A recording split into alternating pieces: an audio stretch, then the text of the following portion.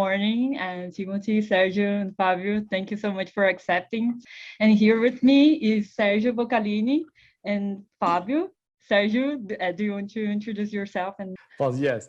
I am Sergio Boccalini, biólogo, especialista em entomologia urbana, mestre em saúde pública pela USP, consultor e perito ambiental. Sim, eu sou Fábio Moreira, sou biólogo, também especialista em entomologia urbana pela Unesp aqui de Rio Claro, tenho MBA em gestão ambiental, sou diretor técnico e consultor da Sinantrópicos Ambiental. Atuo na área de controle de pragas urbanas, na área ambiental atuo desde 1988, e com foco em controle de pragas, manejo integrado de pragas urbanas, manejo de fauna silvestre e educação ambiental. Okay, and Dr. Gibb, could you introduce yourself to them as well? Sure. My credentials are not as neat as all of those. I'm a professor of entomology at Purdue University. Have been in this role for a long time, probably 35 years now. I have a PhD in entomology with an emphasis in integrated pest management. And that has been my interest throughout all of the years, is helping people understand what pests are, helping them control pests, and at the same time protecting both people, the environment, and beneficial insects. And so all of those things working together, coming up with ways that we can live best with insects and other pests. Legal. Ok. Estamos na mesma linha. So we are on the same page. Right. So, hi everyone, I'm Natalia. I am a biologist. Graduated 2 years ago. I've worked with environmental education with barnacles, termites, science broadcasting, and recently I also have some experience in the medicine faculty, studying molecular biology in leishmaniasis at the University of São Paulo, and then recently I've started this project of science broadcasting here in Brazil. Tá bom. Acho que a gente podia começar conversando com ele um pouquinho, para saber como é que ele começou na entomologia, como é a divulgação científica lá, como é que é essa coisa do diagnóstico e tal. O trabalho dele, né? Um pouco do trabalho dele. We are so happy that you are here with us again. The first question Fabio said to come back is, how did you begin this work of entomology and diagnosis / scientific broadcasting? Could you tell us a little bit more? Okay, certainly. So I grew up on a farm, working with animals and obviously crops, and understood that pests can be a problem. I was always interested in animals and of every kind. In fact, went to school thinking that I wanted to become a veterinarian and work with large animals, and until I did an internship and realized that every animal is owned by a person. And to work with animals, I also had to work with people, which wasn't nearly as fun. And so I switched to working with insects. And I took my first class in entomology and fell in love with it, and decided if there was a way to make a living working with insects, that's what I wanted to do. And so I just continued, and ultimately did a master's degree and a PhD, both in integrated pest management. The part about the broadcasting and education came a little bit later, when I realized that pest control cannot be done unless we cooperate with others, and teaching them how and why insects can become pests is absolutely crucial. And without that, pest control just doesn't seem to be able to happen.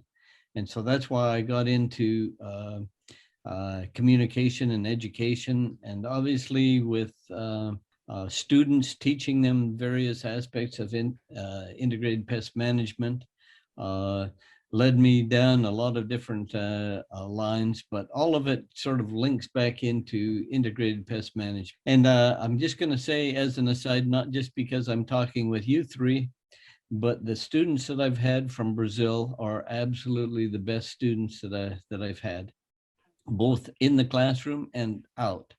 They are hard workers, but outside the classroom, they have unique senses of humor that I really appreciate, and just every one of them has become a friend. So that's part of what I wanted to say right off the bat. Brazil holds a special place in my heart, even though I don't speak Portuguese. Thank you so much, Dr. Gibb. They are happy that you said about the Brazilian students. Muito bom. It's true. É verdade. Aqui a gente também tem essa ideia, né, dessa integração aí entre as pessoas, entendendo o controle de pragas como sendo alguma coisa além do que só fazer a aplicação de produtos químicos, né? Então, essa integração das pessoas, discutir, né, essa questão dos ambientes, o que eles influenciam, e aí chegar no manejo integrado de pragas é fundamental. A gente tem trabalhado muito nessa questão também de educação, né, e conscientizar as pessoas a respeito disso, né? Aí o meu histórico também é parecido. Atualmente estou numa fazenda também, né? Só que acabei indo para biologia em vez da veterinária. And I agree that there is a direct connection that we all have with our environment, wherever that might be, whether it's on a farm or whether it's in an urban area. And the insects are part of that. They're everywhere. We couldn't, even if we wanted to eliminate all of them, we couldn't.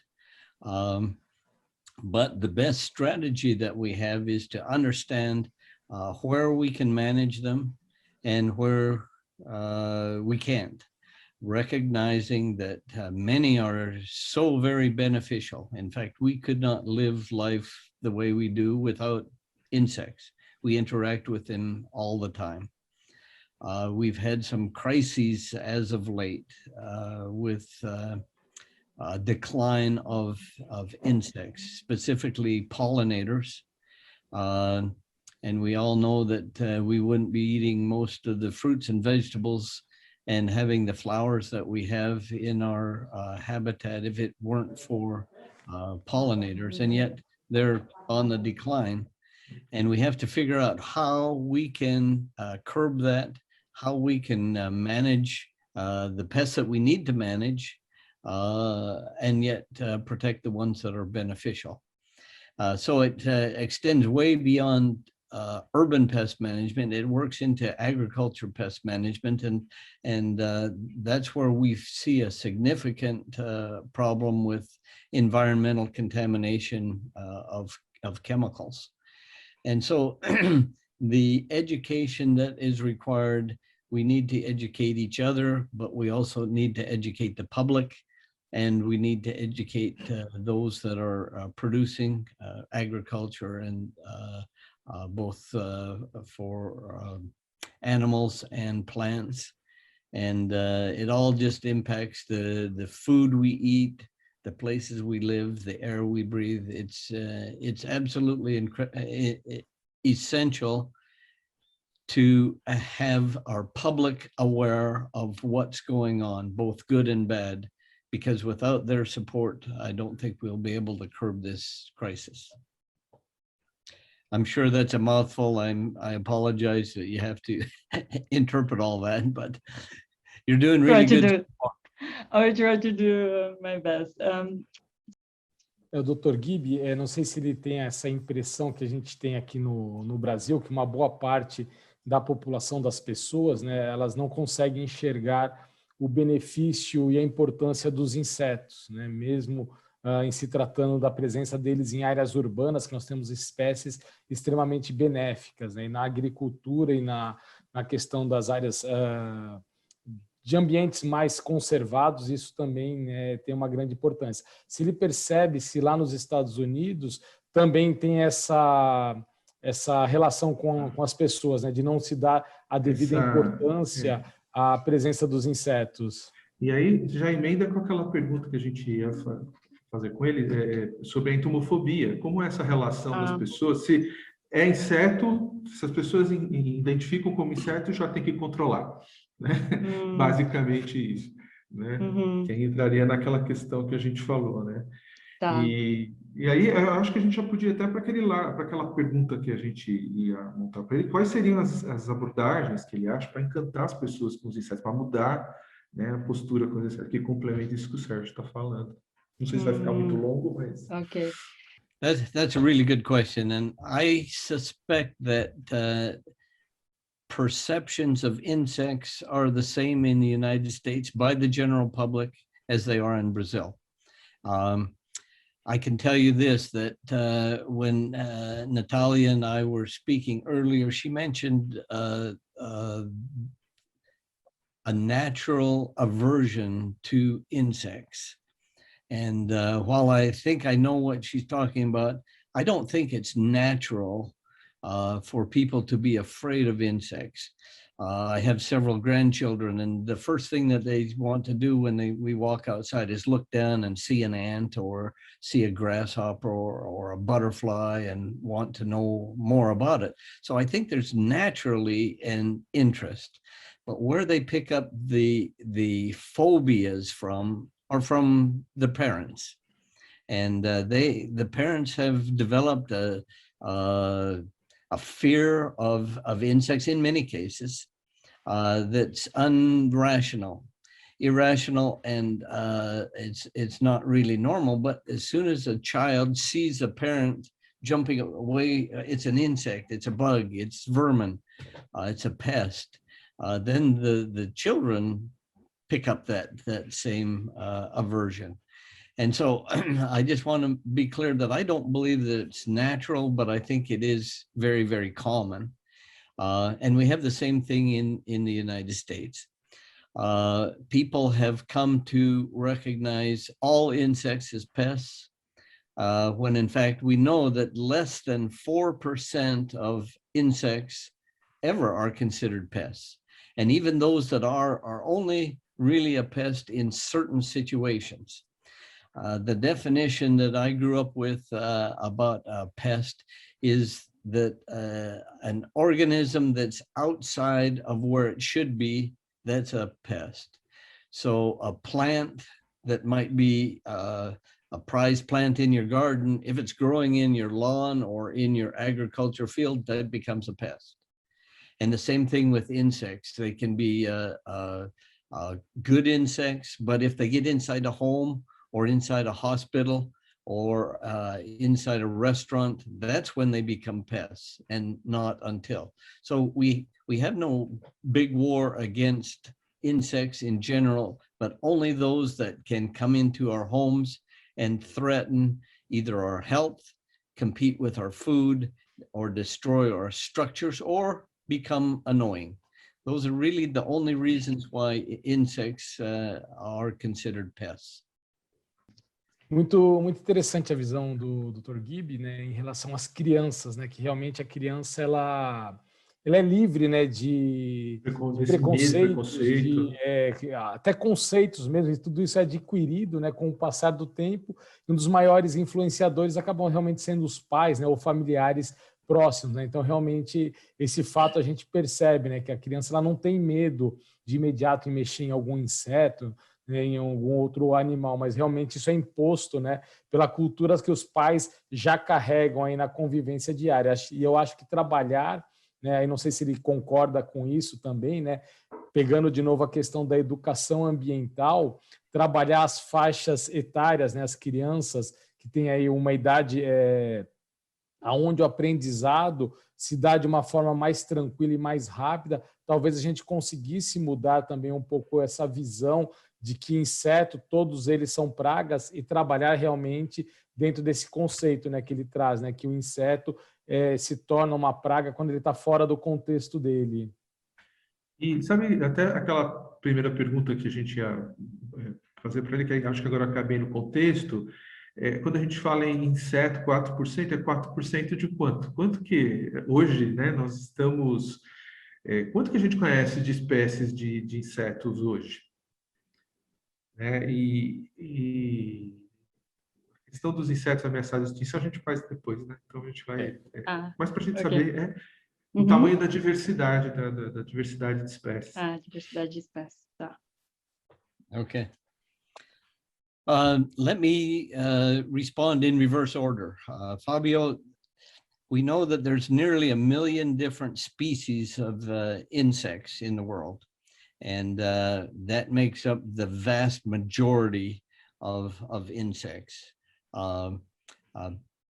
being part of our ecosystem. For an example, we have more species of dragonflies than we have of all mammals in the world. And that's just one group of insects. So you can see that there's a major proportion of the animals in the world that are insects.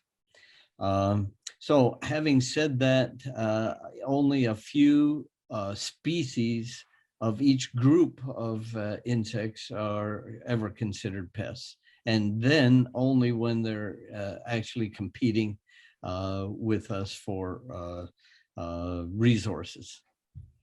And I think when you introduced Sergio, you mentioned that he had some background or interest in vectors, insect vectoring diseases. In the United States, our insect vectors are the very same that you have in Brazil, mosquitoes being the very most important. And then it goes from there to other insects, including our recent resurgence of bed bugs. And we experienced the same thing that Brazil did, a huge resurgence of bed bugs. And even though they're not known to transmit diseases directly, we know that indirectly they can cause problems. And inside homes, they interfere with people's comfort. And we did a study when this was about 10 years ago, that we had some infestations in high-rise apartments. And I had my students go and interview all of the residents in these apartments at the same time that they were monitoring and looking for insects. We used insect or bedbug traps to determine whether or not the bed bugs were in the apartment. And the interesting thing that I learned from that is that, yes, some apartments were infested, but when we asked what kind of reactions people had from those, they listed a lot of things, that they couldn't sleep, they had itching, to the point where they couldn't work, they couldn't function, they didn't invite friends over.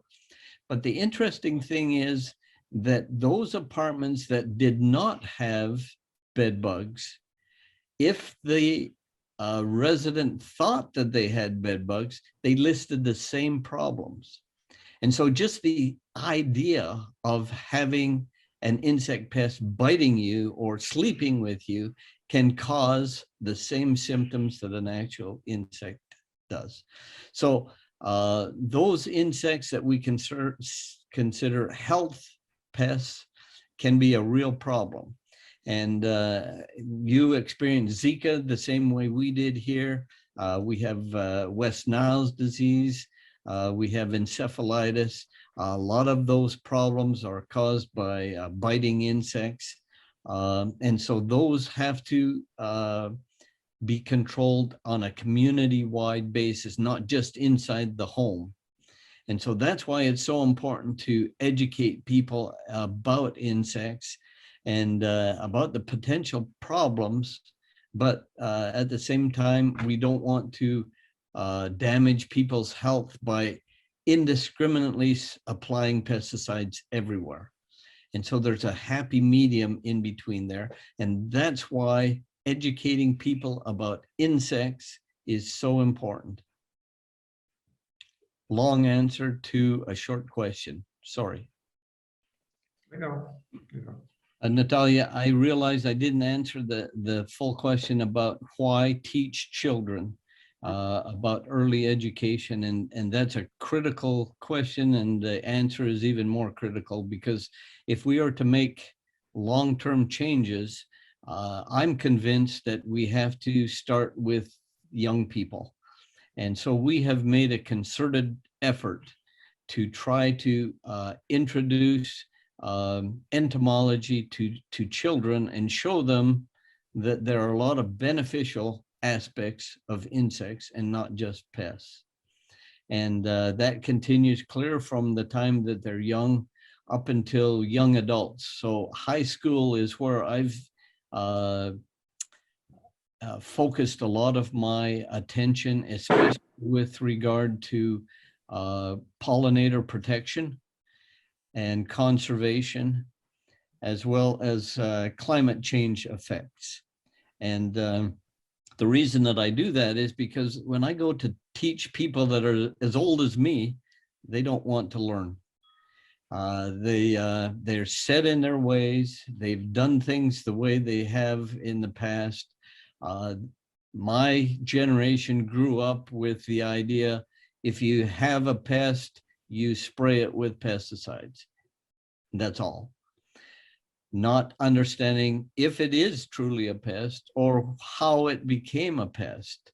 And that's what we need to change, but we can only change that, I think, with the young people, and they tend to be a little bit more open to suggestions, and they want to, I think young people really want to improve the environment and help and have a social cause. And so I think if we can convince them, then they become adults and become legislators and politicians and can really influence what's going to happen in the future. But if we miss that opportunity, they become old, we're in trouble. Yeah, Fabio saying that he agreed with you and that old people are more resistant to learn about things like they don't want to change their habits. Yeah, difficult. Então, ele falou da questão do controle químico, né? Aqui no Brasil, a gente sabe, o pessoal vem certo, ainda o controle, apesar do manejo integrado ser uma técnica que está avançando, mas ainda o trabalho de controle de pragas aqui, tanto urbana quanto agrícola, ainda é muito focado na aplicação de produto. Concorda, Sérgio? É isso, né? Muito focado nas aplicações. E a gente observa que em alguns locais se extingue até localmente, em condomínios, que tem até vegetação, você observa que os insetos desaparecem pela excessiva aplicação de produtos. Se nos Estados Unidos é assim também, na agricultura, né, que a gente lembra que a gente tinha conversado do efeito para-brisa, né, na questão da agricultura, se aplica muito produto, ou menos, se prioriza manejo integrado lá de fato? Como funciona essa relação do controle? Só complementando a pergunta do Fábio, Natália, a questão além do uso, às vezes excessivo aí de inseticidas, né, outros pesticidas, a questão das técnicas de aplicação, né, que a gente sabe que em algumas situações é importante, né, a aplicação, o uso do produto, né, do pesticida, porém as técnicas que são utilizadas para aplicar esse produto, muitas vezes elas não são pensadas, elas são feitas de forma equivocadas, e aí isso traz uma consequência ambiental muito séria, né? Elas não são pensadas e às vezes elas podem impactar de forma negativa, né? Como exemplo, aí eu não sei se você consegue a tradução, Natália, a termonebulização, né? Às vezes não é recomendado você fazer essa aplicação térmica de inseticidas frente à falta de controle, né, na deriva, para onde vai essa fumaça com inseticida. Então, talvez outras técnicas sejam mais adequadas para uma determinada situação. Que aqui, para controlar pernilongo, você se popularizou, né, a aplicação de termo em todos os lugares. Então, você aplica termo uma vez por semana em todo condomínio com uma mata e tudo morre, menos o mosquito.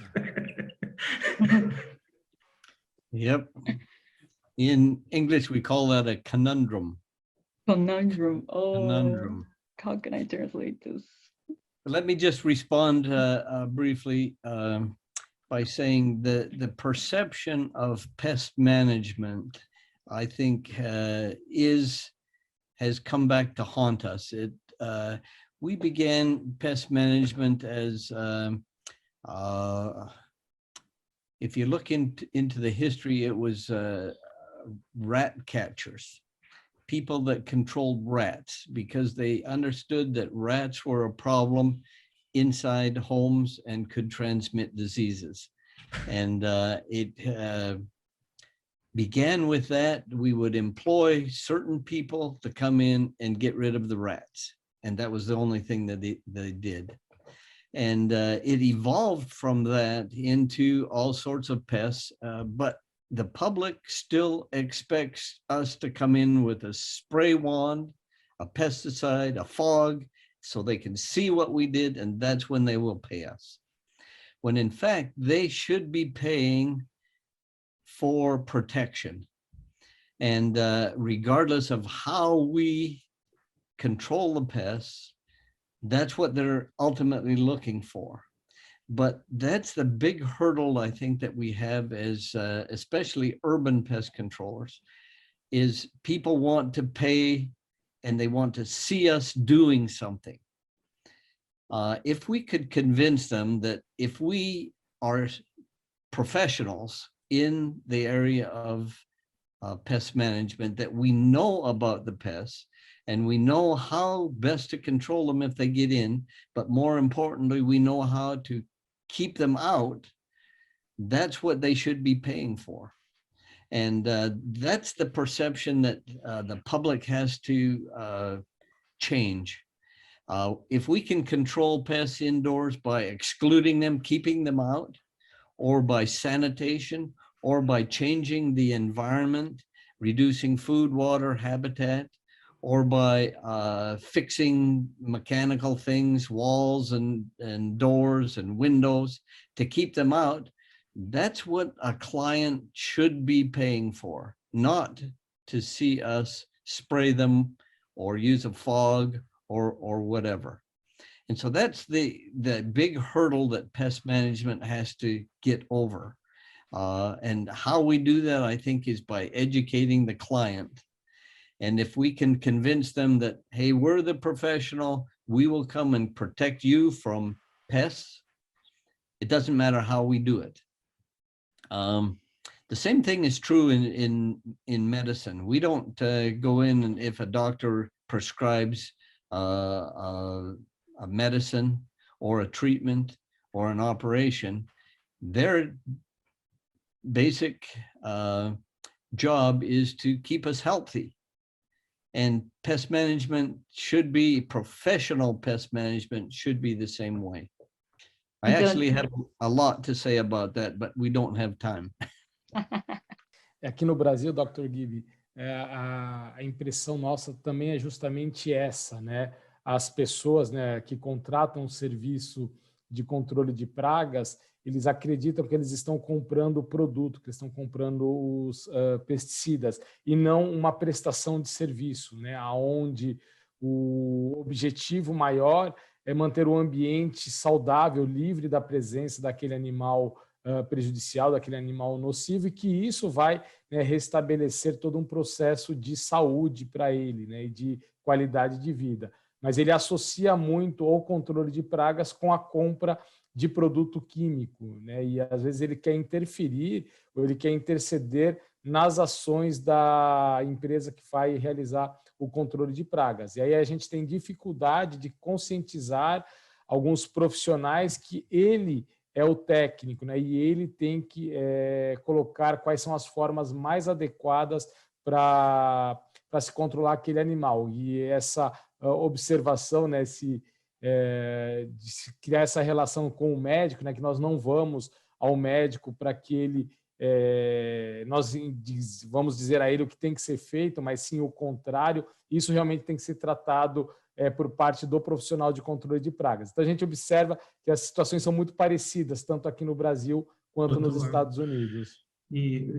Natália, a questão de capacidade técnica das empresas de controle de pragas lá, como elas são formadas, como se forma? Tem escola de controle de pragas nos Estados Unidos? O controlador tem uma escola, tem cursos formais de controle de pragas? Essa capacidade técnica das empresas, ele tem onde buscar isso? Ou como a gente aqui no Brasil, por exemplo, não temos um curso técnico de formação de controle de pragas, né? Um curso específico, né? Curso específico, né? Um curso formal específico de controle de pragas urbanas. Como é que funciona lá nos Estados Unidos isso? Okay, great questions, and I agree 100%. Let me just start with Fabio's comment, and I agree 100%.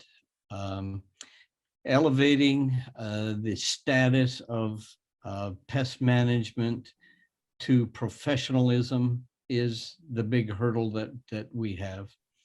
And one of the issues that we have is when professional pest managers bid, and I don't know how this is going to translate, but in America, if a company has a problem, say in a warehouse, they will put out that problem for bid, and pest managers, companies will go in and say, I can do it for X amount of money, and the next one says X amount of money. But the problem with that is that corporations will always go with the lowest bid, and it's not always the best, and in fact, most times it's not. The lowest bid is always going to be that guy comes in with the sprayer and treating everything, when in fact, the next higher bid may be somebody who's going to look at the structure of the facility and the sanitation and the type of pests that are there. That's a professional approach. And I'm not sure that we're making a lot of headway in a residence in a home, but I think we are in the public facilities like hospitals and restaurants and warehouses and pharmaceutical plants and schools. So if you want to translate that quick, then I'm going to jump into the next question about IPM in schools. Okay, so Dr. Gibb, you can answer the following question regarding the course. Good, because that question about schools is really important to me. And you may think that I'm making a lot of my answers up, but IPM in schools is where I really started. And the reason for that is because we have a local school here around Purdue University. It's a public school housing middle and high school students. And there was a family that was affected. A young girl came down with non-Hodgkin's lymphoma, which is a cancer. And there was some thought that it was due to the amount of pesticides that was being applied in and around the schools. And there were a group of people that said, hey, we don't want pesticides in schools. We don't want to hurt our children because they have to be there to be educated. And there was another group of people that said, yeah, but we don't want cockroaches in our schools either. And so they came to us, and this was maybe 16, 17 years ago. And they said, can you devise a plan that would make both sides happy? And I said, no, probably not. But we tried. And what we came up with is a policy that would implement integrated pest management in schools. And so we developed this whole program, and we tested it, and we found out that we can get just as good control of pests not using pesticides, but using cultural controls and other methods than we could by using chemicals. And we also told the people that didn't want chemicals that there are times when you need to use chemicals. That's what they're designed for. Not a general broadcast, but a specific chemical intervention. And that's what you have to take pests out and to keep them out in some cases. So it was a compromise between the two. But the issue is, how can we get that program that we called IPM in schools into all schools in the United States? And so we developed a policy, and we introduced it first here, right around in our schools around Purdue University, and then the whole state of Indiana. And from there, other schools started to adopt this policy that restricted what kinds of pesticides you use, recommended techniques, talked about sanitation and exclusion as cultural controls, and monitoring, record keeping, all of those things into this policy. And it's been really interesting, because if there's been one success in my life, it has been IPM in schools, where we started that, because almost every state in the United States now mandates that public schools have to use integrated pest management. And that's the start, I think, of how we're going to introduce integrated pest management in other public buildings. We don't have a lot of control over homes, but we can control hospitals. We can control eating, restaurants, hotels, any plants that produce food or manufacture or can or distribute foods.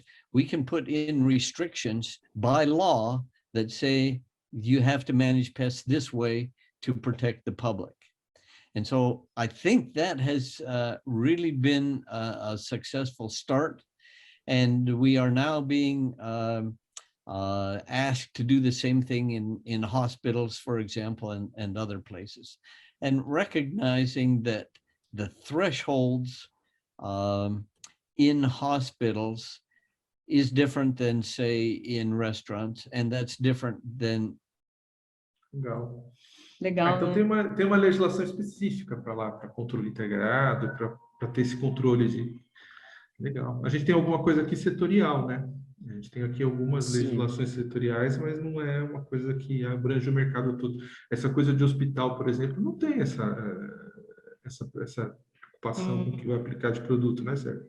Não, aqui no Brasil é mais focado na questão de produção de alimentos e de fármacos, né? Então, a legislação que a gente tem, ela é trabalhada sempre dentro das boas práticas de fabricação, e ali nós vamos ter itens que vão direcionar a respeito do controle de pragas de forma efetiva e dentro do conceito maior que é o manejo integrado de pragas, para justamente diminuir possibilidade de contaminação cruzada com os pesticidas, dependendo da área de aplicação, né? Então, eles precisam ter o controle de pragas para diminuir o risco biológico, mas também eles precisam de segurança na aplicação dos produtos químicos. Então, existem essas legislações, né, essas leis que criam regras, né, para segmentos específicos, como a área de alimentos e a produção de fármacos, principalmente. Fabio is asking about the formation of new pest professionals. If there's how does it work in the US?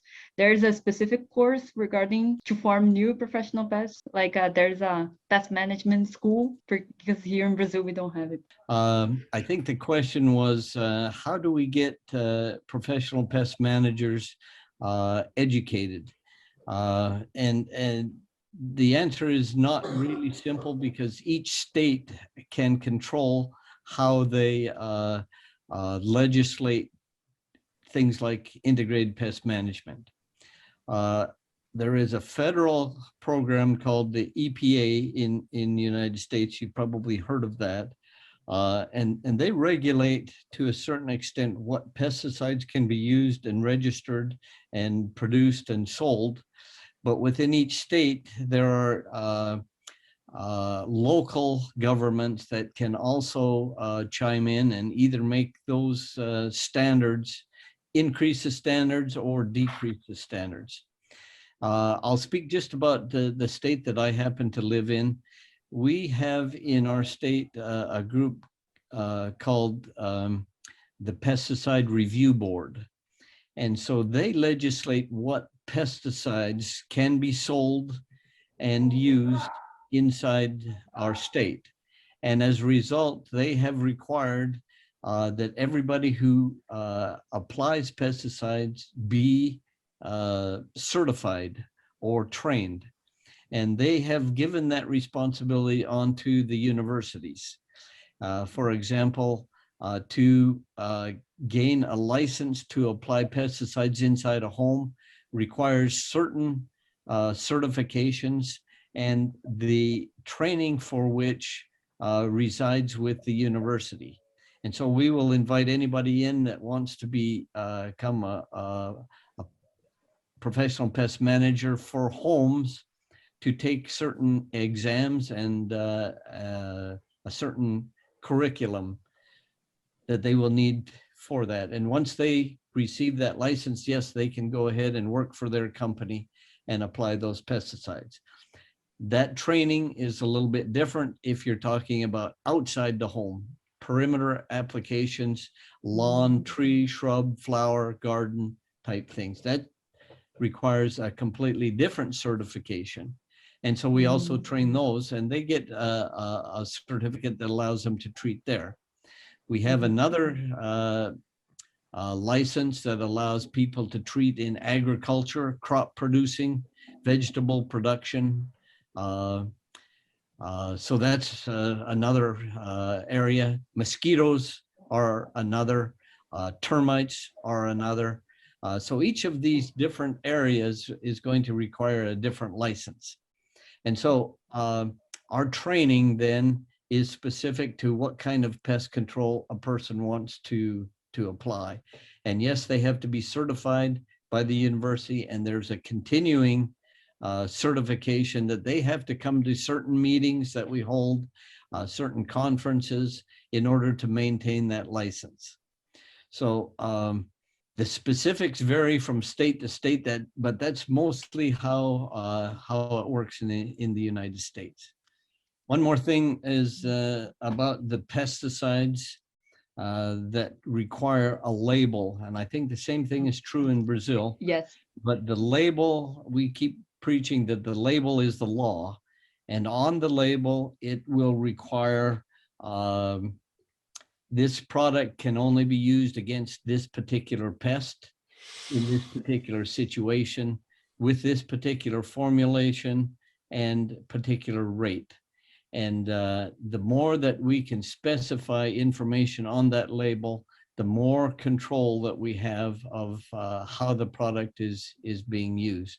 So I think the same thing is probably true in Brazil, but we can influence integrated pest management by adjusting what is on that label, because the label, again, is the law.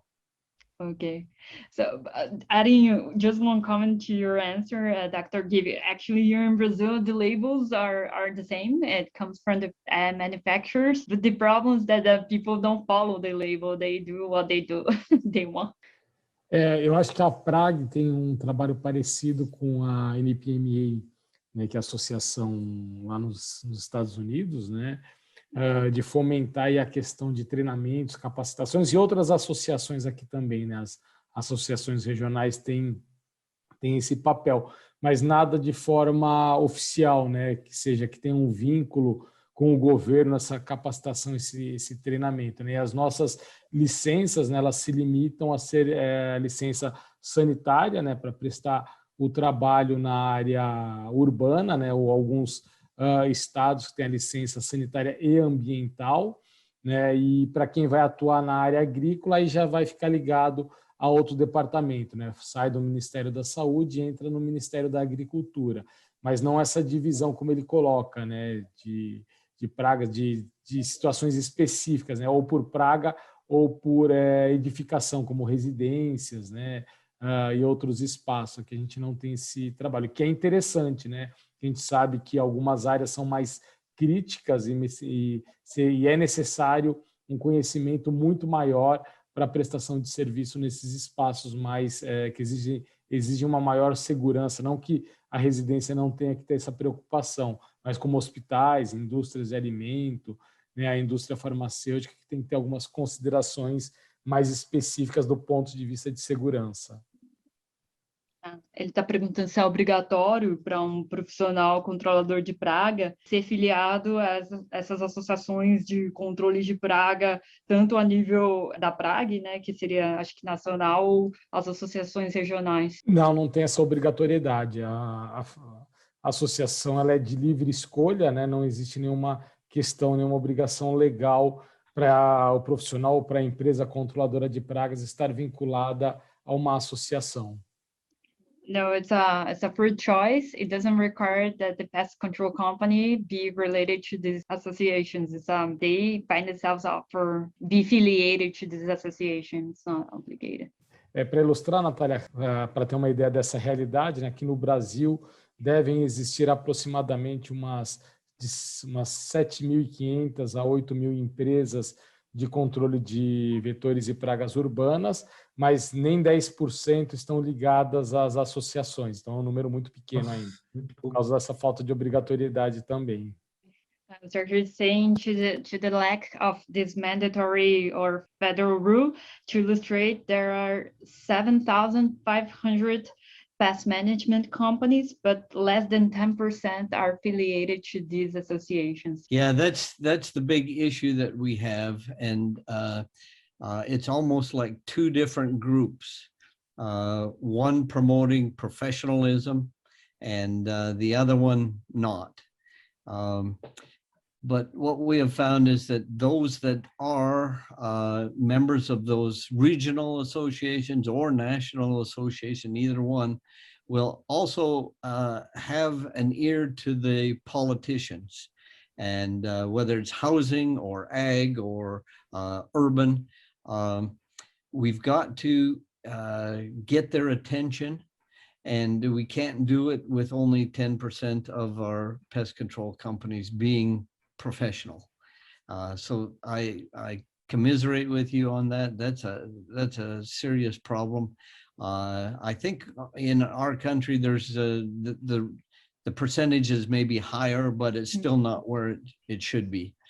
And if Brazil has a government like our government, the housing does not talk with ag, and the ag does not talk with urban, and so you have multiple people you have to deal with, so it makes it even more a complex problem. Ele fala que esse problema do profissionalismo acontece também nos Estados Unidos, né? Que você percebe que existem dois grupos no setor, né? Aqueles que são profissionais, que estão ligados a essas associações, sejam regionais ou nacionais, e aquelas que não estão. E aí a gente tem é um grande problema, né, que ele vê que menos de 10% dessas empresas controladoras elas estejam associadas a essas associações. Ele mostra as suas condolências em relação a esse problema, e ele fala que nos Estados Unidos talvez a porcentagem seja maior. A situação é bem parecida, né? Brasil e Estados Unidos, né? Apesar de lá ter um pouco maior, mas também é preocupante, né? Essa falta de interesse em buscar a participação em grupos, né, de interesses junto às associações, e para discutir realmente de forma profissional o trabalho do controle de vetores e pragas urbanas. A couple of ways that we have tried to promote that is by trying to get the policies for the different areas, whether it's public buildings or public landscapes, to say in this bidding process that we talked about before, when people say, I will do it for so much money, I will do it for so much money, that if the person that puts out the bid says, we want a professional and we want credentials that they have to be a member of the National pest control association or a regional pest control association, but have that mandated. I think that would, at least in the United States, that's helped boost the membership. And just by word of mouth, getting the companies to put on their advertisements that we are professional, we were trained by a university, we have membership in the Pest Control Association, will also sometimes help. How could pest control companies collaborate in academic production, protocol development? How does it work in the United States? Are there companies partnership with the universities? Okay, that's a good question. There are some, yes. When there's more collaboration between the pesticide manufacturers and universities, because in order to get a product registered for sale, they have to demonstrate safety and efficacy, if it works, where it can be used, all of those things. And so they often go to universities and have that work done. So I've collaborated a lot with some of the new pesticides that have come out, and help them establish rates and formulations and those kinds of things. So that part of the relationship is there.